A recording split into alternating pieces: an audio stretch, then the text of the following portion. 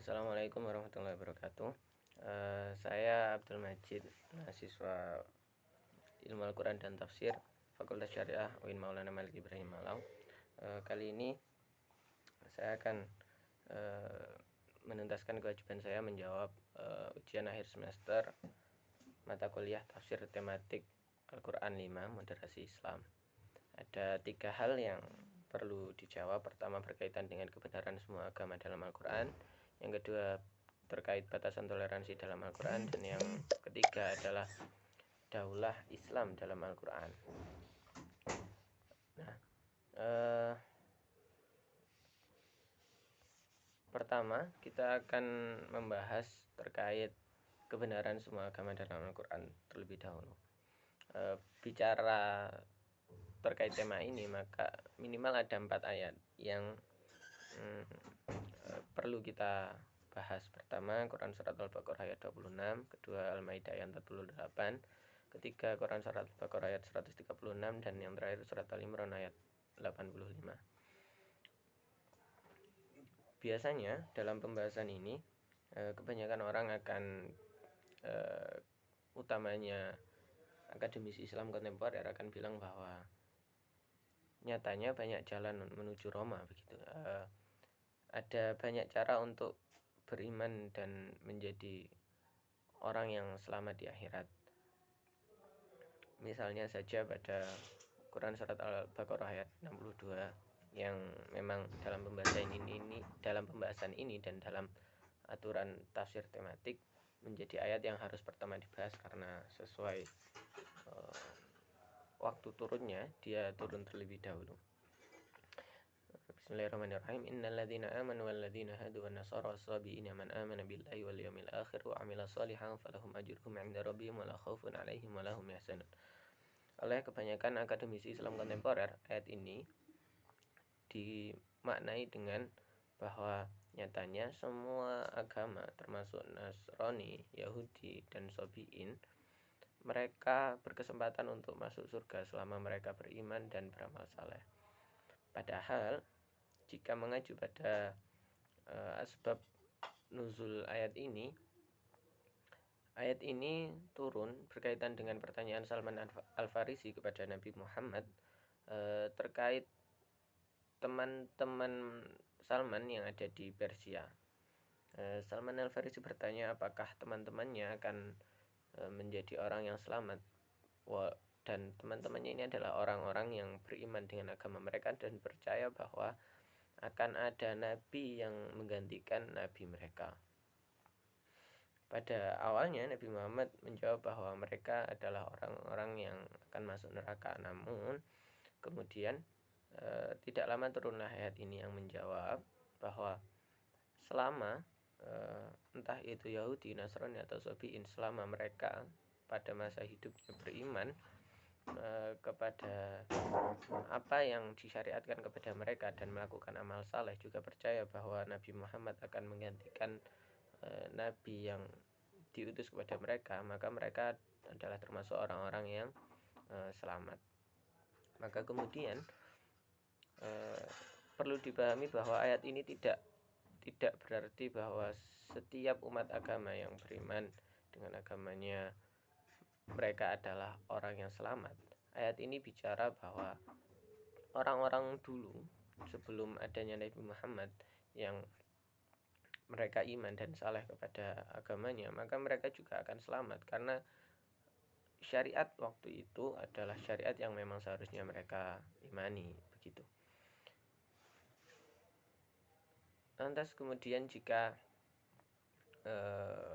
mengacu pada Quran Surat Al-Imran ayat 58, wa may yabtaghi ghairal islami dinan fala yuqbala minhu wa fil akhirati minal khasirin. Jelas sudah bahwa barang siapa yang mencari agama selain agama Islam, maka sekali-sekali agama itu tidak diterima daripadanya dan dia di akhirat termasuk orang-orang yang rugi. Tentu hal ini tidak digunakan untuk orang-orang yang ada sebelum syariat itu datang kepada mereka, sebelum mereka mendengar syariat Islam, sebelum mereka mengetahui bahwa ada Nabi Muhammad yang telah diutus menggantikan nabi mereka. Maksud ayat ini adalah agama itu tetaplah satu, walaupun jalan yang banyak, jalan yang banyak itu pun tidak berarti bahwa setiap agama dibenarkan untuk digunakan setelah datangnya Nabi Muhammad. Jalan yang banyak berarti adalah sunnah yang banyak, cara mendekatkan diri kepada Tuhan yang banyak. Mungkin ada yang mendekatkannya melalui bacaan Al-Quran, ada yang mendekatkannya melalui sedekah, ada yang mendekatkannya melalui sholat malam. Itu jalan-jalan yang mungkin bisa ditempuh. Pembahasan selanjutnya adalah terkait batasan toleransi di dalam Islam. Ayat atau surat yang biasanya digunakan atau dibahas adalah Quran surat Al-Kafirun dari ayat 1 sampai ayat 6. Pada surat ini sudah jelas bahwa setiap orang punya haknya untuk beriman, dan tapi kita tidak boleh bertoleransi kepada orang yang berbeda agama atau berbeda keimanan perihal tauhid dan peribadatan. Kita tidak pernah diperbolehkan untuk bertoleransi terkait hal itu. Lantas, apa batasan toleransi yang dapat kita lakukan terhadap orang-orang yang tidak seiman dengan kita? Maka setidaknya ada 5 hal batasan-batasan tersebut. Pertama, kezaliman yang mereka lakukan. Kedua, sepanjang mereka tidak memusuhi, memerangi, dan mengusir kaum muslim. Ketiga, selama non-muslim tersebut tidak mengejek syariat Islam dan menjadikannya bahan permainan. Keempat, selama tidak melakukan pelanggaran janji. Kelima, tidak ada toleransi dalam hal keimanan dan peribadatan. Ini artinya bahwa kita boleh berteman, menjadi sahabat dari orang-orang non-muslim selama mereka bukanlah orang-orang yang zolim kepada kita. Mereka juga bukan orang yang memusuhi dan memerangi orang Islam dari negaranya. Mereka bukan orang yang menggunakan syariat yang kita percaya menjadi bahan bercandaan begitu. Yang keempat, selama tidak ada janji yang mereka langgar. Dan yang kelima, sejauh apapun toleransi yang kita lakukan itu tidak pernah boleh berkaitan dengan hal keimanan, ketauhidan, dan peribadatan. Kita tidak boleh walaupun hanya sesekali mencoba beribadah dalam bentuk ibadah mereka, dan kita juga tidak bisa membiarkan mereka bermain-main dengan ibadah kita. Pembahasan yang terakhir adalah terkait daulah Islam.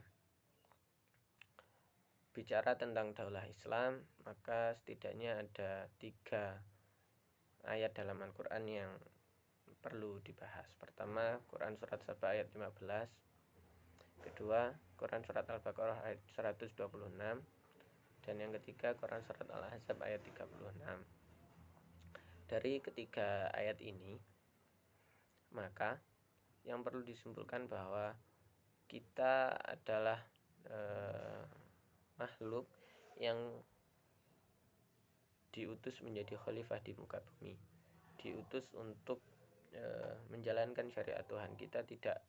Kita dituntut untuk menjalankan apa yang sudah ditetapkan Tuhan dan tidak boleh menggunakan cara lain untuk menyelesaikan problematika syariat hukum Islam. Itu harus ditegakkan, harus dijalankan. Namun dalam penjalanan syariat ini, Al-Quran tidak pernah bicara bagaimana sistem dan laju jalannya daulah atau pemerintahan.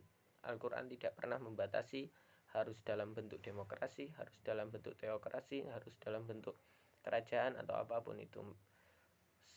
Al-Quran tidak pernah membatasi itu. Yang Al-Quran batasi adalah hukum-hukum apa yang harus ditetapkan, hukum-hukum yang memang sesuai dengan syariat yang sudah ditetapkan Allah melalui Al-Quran.